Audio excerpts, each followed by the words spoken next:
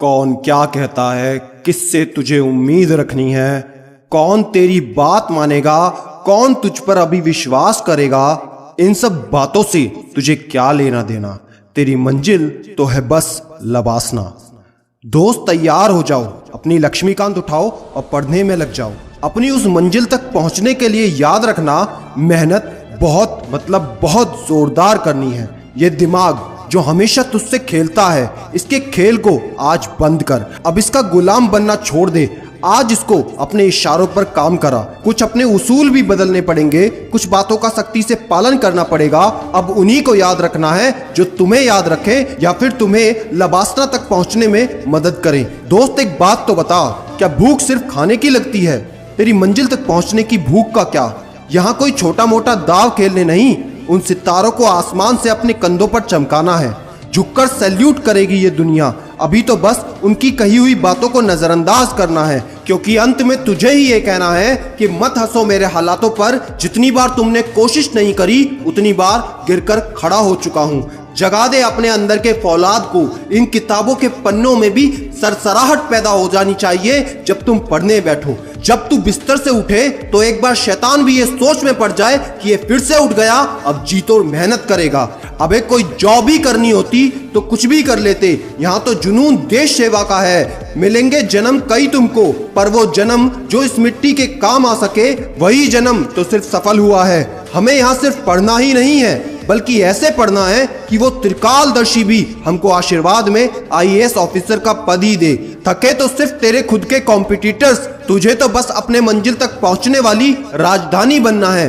बस हो गया रोना धोना अपना पराये का खेल। अपने सारे डर को हटाकर एक बार जोर लगाकर आर पार की कहानी लिखना चाहिए। क्या कमी है तेरे पास? हाथ है, पैर है, दिमाग है, अच्छे बुरे की पहचान है, सीने में धड़कता एक दिल भी है। कमी हो सकती है तो सिर्फ थोड़े जोश और जुनून की। और अगर ये कमी रह गई ना दोस्त, कुछ रहे या ना रहे, तेरी कहानी अधूरी रह जाएगी। होनी चाहिए तो एक शेर जैसी संप्रभुता, एक छोटे बच्चे जैसी जिद, जिसे नहीं पता सही है या गलत, उसे तो बस इतना पता है, चाहिए तो बस चाहिए। और हाँ, ये हर रोज चलेगा। ये खुद की जंग खुद से होगी। खुद को हर रोज हराना है, कल से थोड़ा रोज इंप्रूव करना है और हरा हरा कर खुद से आगे निकल जाना है।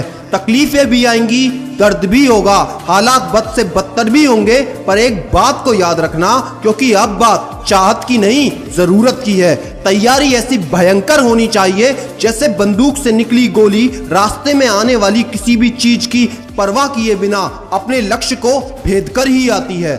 तू कोई यहाँ टाइम पास करने नहीं, एक शेर जैसी ताकत के साथ आया है।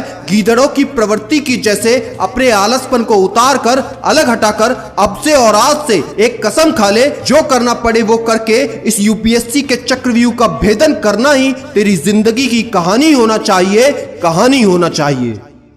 दोस्तों, अगर वीडियो पसंद आई हो तो लाइक शेयर करके कमेंट में लास्ट की 2 लाइंस जरूर लिख के जाना। और हाँ, सफलता के लिए स्मार्ट वर्क करना बहुत जरूरी है, UPSC में बहुत ज्यादा जरूरी है। दोस्तों, कहा जाता है अगर आपको सफल होना है तो जो जो काम सफल व्यक्तियों ने करे हैं, बस वो काम करने शुरू कर दो, आप सफल हो जाओगे। इससे ज्यादा शॉर्टकट कुछ नहीं हो सकता।